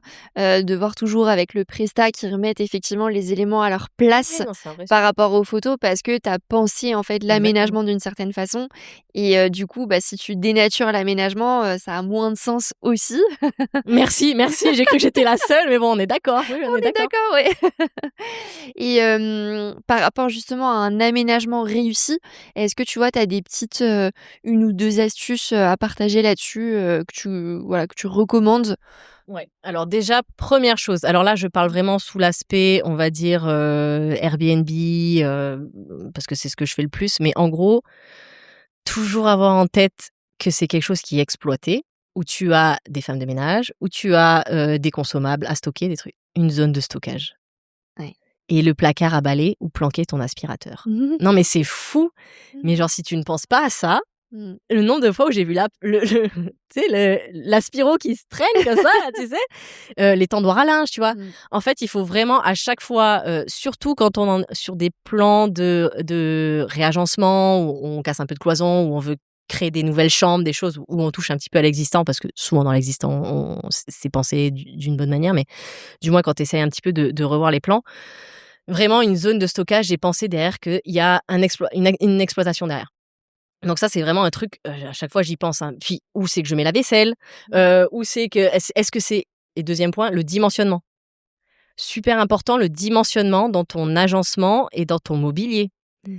C'est bête, tu vois? Mais par exemple, ici, tu vois, si tu as, par exemple, j'en sais rien, là, je le vends pas, je le vends en 4 personnes. Mais par exemple, si je voulais le vendre en 6 personnes avec un canapé lit, eh ben, il te faut 6 chaises à ta table. Eh oui. Non, mais tu vois, c'est bête, mais j'ai déjà eu des clients qui disaient: «Oui, oui, on met juste ça et tout». J'ai dit: «Non, en fait, quand tu fais la conception de ton appartement, il faut que tu aies en tête l'occupation maximale». Donc, bah, si ton occupation maximale, c'est 6, et bah, faut tout soit pensé par 6, Bien sûr. pour 6. Tes chaises, tes ustensiles, Mmh. tes cuillères, tes verres, le linge, où le stocker, où ça se met et tout. Donc c'est quand même faut quand même, voilà, garder en tête ce truc-là. Donc ça déjà aussi avoir en tête. Et dernier point aussi qui peut faire que enfin, c'est un vrai impact, c'est, modularité de l'appart. Ah oui. Parce que en fait, tu vois, un T2, une chambre peut être pour 4 personnes, tu vois? Donc honnêtement, il faut quand même toujours penser rentabilité. Je te donne un exemple très concret là, en cours, hein. On est en train de faire le projet, mon client pardon, pour qui je fais le grand projet à Nice, qui est un peu le flagship, il en achète 4 autres. Lui, pour le coup, fait mon rêve. Je lui dis: «C'est mon rêve ce que tu fais, je veux faire ça». Donc il est en train de monter une chaîne d'appart-hôtels. On travaille le truc, il a acheté un énorme plateau pour en faire 4 et tout, gros projet. Là, pour le coup, je suis en binôme avec une archi qui se tanque les trucs de fou. Alors là, pour le coup, j'ai dit: «Écoute, ça là, pour le coup, tu vois, faut savoir dire, non, là, Mmh. ça, c'est pas pour moi. Tu prends, un architecte de fou, il fait tout ce que tu veux, il casse tout, machin. Moi, je vais pas là, je sais pas faire». Et moi, par contre, je fais toute la partie plutôt agencement, conception, déco.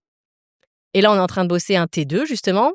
Et là, je vois le plan, et je vois donc, petite pièce de vie sympa. Tu rentres dans la suite, superbe suite, tout ouvert, la baignoire, le truc trop beau et tout. Et là, tu vois le toilette, Mmh. ouvert dans la chambre. Alors bon, déjà, premier sujet, je ne juge personne. J'ai eu plein de fois où on me l'a demandé, les C'est toilettes vrai? ouvertes. Ouais, ouais, ouais. Et là, je fais au client, je fais avocat, je dis: Oui, petite question là, le T2 là, sur lequel je suis en train de bosser, vous voulez mettre un canapé lit? Vous voulez mettre jusqu'à 4 guests dans l'appartement?» «Ah oui, oui et tout, tout». Je dis: «Ouais, donc alors là, on va avoir un sujet». J'ai dit: «Alors en cas, c'est un appartement tout seul, tu fais ta suite, toute Mmh. ouverte, un peu sexy, voilà, love room, ce que tu veux. Ça marche». J'ai dit: «Là, dans la config actuelle, vous pouvez pas me laisser une salle de bain ouverte, 2 avec les toilettes ouvertes. Ce Non. n'est pas possible». Donc tu vois, là, je suis en train de reprendre la main sur l'agencement parce que, pareil, sur le papier, c'est très beau. En termes d'utilisation au day to day et surtout si tu veux mettre, parents, enfants ou 2 couples, ça ne marche pas. Non. Donc tu vois, on reconfigure. Donc toujours quand même avoir aussi en tête ta typologie de client, qui tu mets dedans. Pareil, est-ce qu'il y a des enfants? Est-ce qu'il y a pas des enfants? Tu vois, tous ces Mmh. trucs-là, c'est à avoir en tête sur comment tu penses le projet et comment tu réorientes, aussi bien l'agencement que pareil, comme tu disais, les matériaux, les trucs, les chaises, enfin, tu vois, il y a des trucs auxquels il faut penser, les coins de table, les machins, enfin, tu vois? Eh oui. Donc il faut quand même aussi avoir en tête qui est un peu ton client type, tu vois? Ici, tu vois, j'ai fait cette déco-là parce que, ben, je vise, tout ce qui est, event, je vise des étrangers, je vise des Parisiens. Par exemple. Je vise, des cols blancs, tu sais ce qu'on Mmh. appelle les cols blancs, parce qu'en fait, ouais, je l'ai plus pensé pour un immeuble pour justement, cette typologie client-là qu'un immeuble ultra vacances, tu vois? Mmh. J'ai fait des Airbnb style Bali, j'en ai fait des kilos, mais tu vois? Parce que ça rentre dans une thématique vacances. Ici, je voulais pas rentrer dans ce truc-là Mmh. parce que justement, je voulais que ce soit un peu plus loué à l'année, un peu moins, marketé, vacances et tout et plus justement un peu plus corporate, tu vois? Mais ça, on a eu cette réflexion-là, on s'est demandé où est-ce qu'on allait aller et Eh donc tu oui. vois, ça a été un parti pris de se dire: «Écoute, on se met dans ce truc-là parce que, on pense que enfin déjà c'est ce qu'on va attirer comme clientèle et c'est ce qu'on pense qui va, le plus plaire à la clientèle qu'on cible». Et oui, donc il faut effectivement penser tout ça en amont, Oui, ça c'est sûr parce que c'est ce que tu vas après, définir en termes d'agencement, de décoration et tout ça en fait, même, le fait voilà d'être parti sur des tons plutôt, neutres, clairs, ça va on va dire, mmh, dans cette trend-là et tout ça tu le prévois, en amont oui, avec tes équipes, d'artisans. ouais. Donc ouais, hyper intéressant et le coup des toilettes ouvertes, non mais ça j'avoue quand, tu prévois 4 personnes, non mais c'est juste pas possible. Ouais, ouais, non mais c'est marrant, hein, parce que là, tu C'est vois, juste pas possible. j'ai revu un appartement à Cannes pour un client. Et pareil, la suite, enfin alors pour le coup, c'est la suite parentale, mais Oui, tu as quand même mais quand même. le WC ouvert. Ouais. Là, il a 2 semaines le dossier. Mmh. J'étais là: «Bon alors première chose, je ferme les toilettes, après on discute, après je vois ce que je peux faire». Mais voilà, ouais, il y a Bah des oui. choses un peu comme ça. Bon, bah, écoute, folklore. Bah oui, c'est ça. Et est-ce qu'il y a d'autres, 1 ou 2 autres erreurs déco, que tu as déjà remarqué que les investisseurs ont tendance à faire, mis à part, ces Ouais, toilettes ouvertes?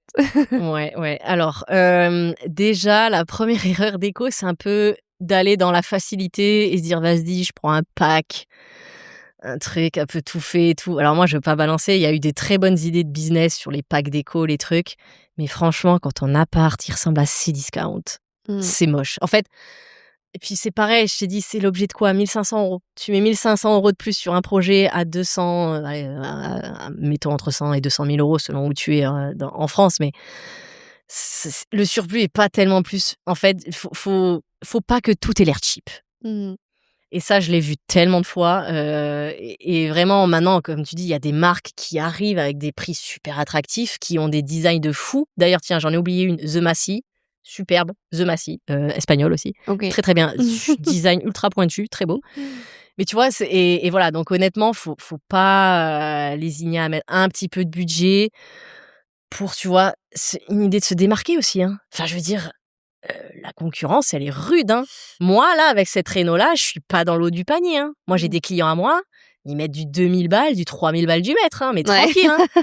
Et moi, j'ai d'ailleurs, pour l'anecdote, j'ai mon boss, qui était dans mon ancien job de foncière de centres commerciaux. Ils ont monté une foncière dédiée au Airbnb de luxe. Mmh. Ils mettent 5 000 du mètre. Ah ouais, 5 000 du Mais mètre! tout est en Waouh! marbre, en noyer, en laiton, c'est exceptionnel. Moi, je suis l'archi qui fait ça, toute mon admiration, j'adore. Non, mais tu vois? Et en fait, il faut juste se dire que tu rentres dans le game contre ces gens-là, Ouais. donc il faut quand même l'avoir en tête. Et c'est aussi un petit peu dans l'ADN de se dire: «J'ai pas envie de me moquer de mon client, j'ai envie de proposer quelque chose de quali», tu vois? Et toujours encore, tu peux faire du quali, sans pour autant, aller taper Surligné. des prix, de fou furieux. Ensuite, ce que je vois souvent, c'est le problème de proportion des choses. C'est bête, hein, mais en fait, et c'est un peu lié au budget. Mmh. Les 2 sont un petit peu liés. C'est-à-dire que tu pas trop de budget, tu mets ta petite banquette, tu vois? Mmh. Ah, tu pas trop de budget, tu mets un petit bout de canapé. Tu pas trop de budget, tu mets ta petite lampe bulbe avec ta petite ampoule là, tu sais, sur le truc. Ah, quand je vois ça, moi, je deviens dingue. Et tu vois? Et en fait, c'est toujours pareil, c'est vraiment un espace, ça s'utilise, tu vois? Mmh. Donc il faut, tu vois, là, j'ai un immense canapé, j'occupe l'espace, tu vois? Donc ça, c'est vraiment un truc que je vois assez souvent. Et pareil, bah, c'est lié au budget. Donc vraiment, hésitez pas à prendre des tu vois, à prendre des items qui prennent de la Mmh. place. Faut, tu vois, pour avoir cette sensation-là, faut pouvoir utiliser ton espace. Te mets pas juste dans ton petit coin, voilà, tu vois? Ça, c'est un truc que je vois souvent, et à chaque fois, je leur dis: «Non mais pourquoi? Prends-moi une lampe, tu vois, elle fait 40 centimètres de haut, elle t'habille, là, tu verras, on ira voir dans la chambre». Mais j'ai mis des immenses lampes, tu vois? Il y en a, elles sont là. J'ai dit: «Vas-y, je mets un surplus», parce que j'ai énormément de hauteur sous plafond. Mmh. Mais tu vois, pour habiller Pour l'espace, occuper mais l'espace, genre, ouais. elle m'a coûté, 45 balles. Alors que maintenant, tu aucune lampe, enfin, les lampes, maintenant, c'est pareil, c'est l'inflation. Mais voilà, donc ça, vraiment, il faut pas lésigner sur le fait de, voilà, d'occuper l'espace, et d'acheter des trucs qui prennent un peu de la place, quoi, tu Mmh. vois? Après ça rejoint, ce que je t'ai dit tout à l'heure, c'est accessoriser. Mmh. Un petit peu, pas trop, mais accessoriser, tu vois? Enfin, tu mets quelques coussins, une petite plante, un petit tableau. Moi, je suis une fanat des coussins et des affiches, hein. J'en ai j'en ai mis des kilos, j'en mets au kilo. Mais voilà, faut accessoriser. Et ce qui est marrant, c'est que moi, quand j'ai lancé mon premier Airbnb à Antibes, j'en avais mis partout. J'ai des petites étagères avec des bibelots, des petites bougies, des trucs. J'en avais mis partout, tu vois? Et je me suis dit: «Ben, ça va faire un mois. Tout le monde va l'embarquer dans les valises». Et ben, figure-toi que non. Mais non, les gens, ils respectent quand Et même. bah, quand même, tu vois, on a beau dire, ils ne m'ont pas piqué mes trucs, tu vois? Non, mais c'est vrai, tu vois? Et il y en a, ils disent: «Oh là là». Il y en a, ils font des trucs assez marrants. Et d'ailleurs, pour la petite anecdote, Disneyland le fait. Je sais pas si tu as fait attention, ils collent les éléments. Ah ouais, non, j'ai pas fait Ouais, gaffe. ils collent, tous les décors sont collés, tout le moindre bibelot. Et une fois, j'avais fait j'étais allée à Dubaï, et j'étais dans le hall de l'appart. Et tu sais, t'as des petites consoles, Ouais, avec des bougies, des plantes et tout. Et tout bah, est collé. tout est collé. Ah, c'est fou.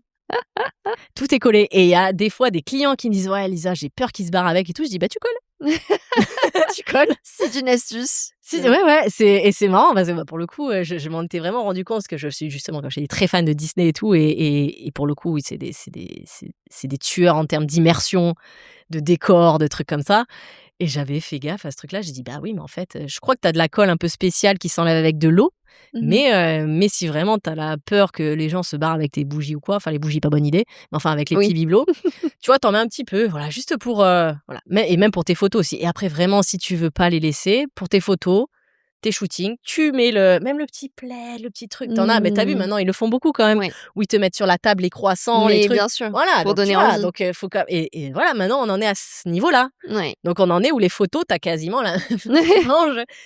On en est dans cette expérience-là, donc faut y aller, L'immersion. faut pas lésigner sur la petite déco, habiller, Mmh et mh. aménager un peu comme chez soi, quoi. Bah, oui, c'est ça. Non, mais c'est vrai, c'est pour aider, au maximum, on va dire, les voyageurs Mmh. à se projeter et c'est vrai que c'est un peu triste, un appartement sans déco, sans coussin, sans rien. Ouais. Ça donne, beaucoup moins envie et comme tu le dis, il y a de plus en plus de concurrence, Mmh. donc il faut savoir se démarquer. Exactement. Mais écoute, merci beaucoup Lisa pour tout ce que tu nous as partagé aujourd'hui. De rien. C'était hyper intéressant. Juste une dernière petite question que j'aime bien poser à mes invités. Mmh Quelle a été ta pire galère travaux? Si tu en as une à nous citer. Alors oui, j'en ai une, mais je suis tellement pas fière du truc que je sais pas si je vais en parler, en fait. Non, bah, écoute, si ça peut aider, j'avoue, je communique pas dessus parce que franchement, c'est la honte. Enfin, c'est la honte, mais 1er chantier alors, quand j'étais sur l'Île-de-France, j'avais pareil mon équipe qui tournait très bien, des gens topissimes, ultra gentils et tout et ça a déroulé. Franchement, pas de problème et tout. J'avais mes petites habitudes, mes artisans et machin. Donc on redescend sur la Côte d'Azur. On se dit: «Bah, écoute, vas-y, on va lancer donc notre 1er Airbnb». On commence un peu à sonder les entreprises et tout, machin et on me dit: «Ah bah, regarde, Archi, Monaco, machin, super profil, qui a sorti des belles villas, des beaux machins». Très bon feeling avec le gars, hein, franchement super. On se dit: «Vas-y, on y va et tout» et je sais pas, franchement, je saurais jamais à quel point soit c'était un acteur qui s'est absolument vraiment foutu de ma gueule ou et vraiment le mec malhonnête ou si c'est juste sortie de Covid, problème de trésor, cavalerie, enfin tu connais, hein, tu sais, ils font les Mmh. appels à trucs, machin et puis ils arrivent hein. Et bah, ce mec nous a plantés. J'étais enceinte, donc résultat, je gère à peu près la gestion du contentieux, donc quand tu enfin, abandon de chantier, hein, donc tu lances, les huissiers, tu fais les constats, tu nin J'étais littéralement en train de gérer ça depuis la maternité. Littéralement et après tu vois, et rien que pour ça, même j'ai envie de te dire, même s'il avait été en galère, je lui pardonnerai jamais et là, tu t'es dit: «Bon, OK, donc confiance», comme on dit: «La confiance n'exclut pas le contrôle». Que Pierre Paul Jacques te dise: «C'est un gars top», tu t'en fous. Enfin, Mmh. ça peut très bien se passer avec un client à un instant T.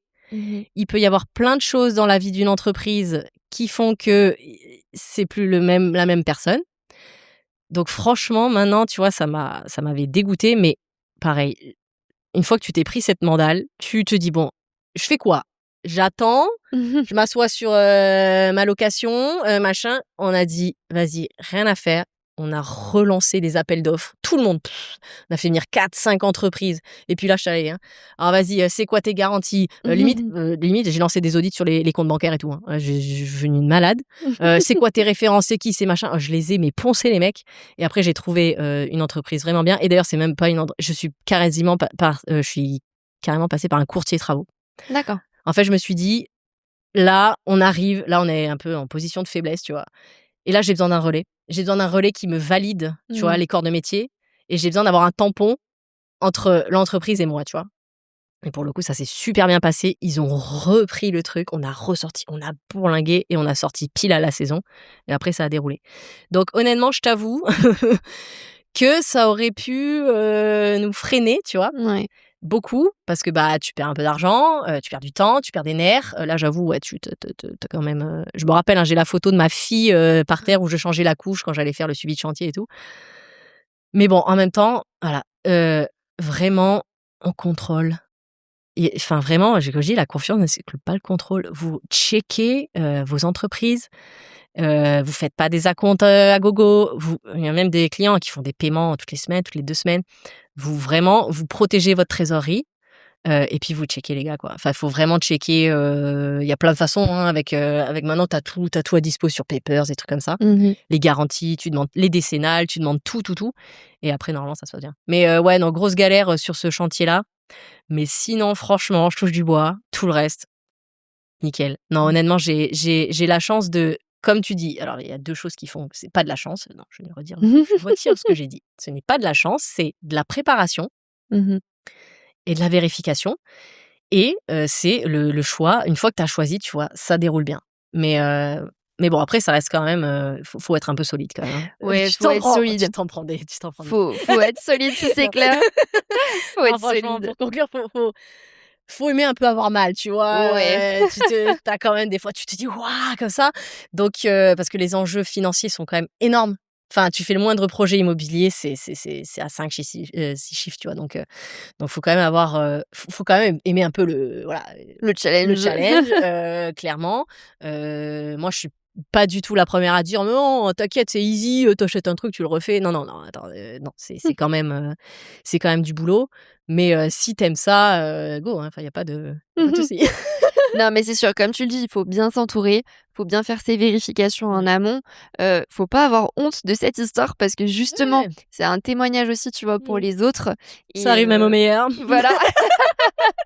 Non, C'est ça. vraiment, non, mais Non, vraiment. mais c'est sûr, parce Ouais. qu'en fait, tu as confiance Ouais. et voilà, t'es pressé, t'es dans le rush, et Ouais, en puis j'avais fait pas que ça à penser, je t'avoue, j'étais mais c'est enceinte ça, de mon premier enfant et c'est tout, ça tu le mec, le feeling, il passe bien. Puis et alors oui, attention, moi j'ai attention au feeling. franchement, les gens les plus désagréables en relationnel sont les meilleurs ouvriers que j'ai. Il va pas aimer ce que je dis. Mais en fait, tu vois, je préfère quelqu'un qui soit moins à être gna gna gna, tu vois, mais qui bosse et qui est Mmh. réglo plutôt que les mecs qui soient très sympas. Donc attention à ça. Ouais, très commerciaux Ouais, et au final, voilà, exactement. Et qu'au final, derrière, ça. ils te la mettent à l'envers. Voilà, exactement. Bah, écoute, merci pour ce partage de Je t'en galères prie. et surtout merci pour, toutes ces astuces, toutes ces connaissances que tu nous as transmises aujourd'hui. Mmh. C'était hyper intéressant. Où est-ce qu'on peut te retrouver sur les réseaux sociaux? Oh, partout. Partout. Donc j'ai mon Instagram évidemment. Bon après j'ai fait le TikTok, et donc je lance là ma chaîne YouTube, hein, dont tu fais partie un peu de ce lancement. Bienvenue, bienvenue.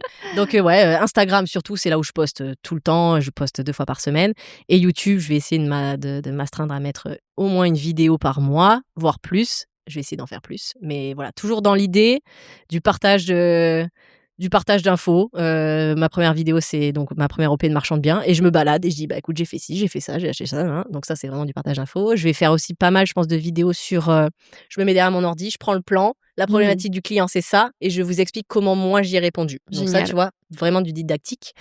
Donc voilà, n'hésitez pas. Trop bien. Bah, écoute, je mettrai de toute façon le lien, dans la description de Mmh. l'épisode, dans la newsletter aussi. Lisa Baldeski, de toute façon, on te retrouve comme ça sur Insta? Exactement, OK, oui. super. Donc voilà, on mettra toutes les infos, comme ça on Super. te retrouvera facilement.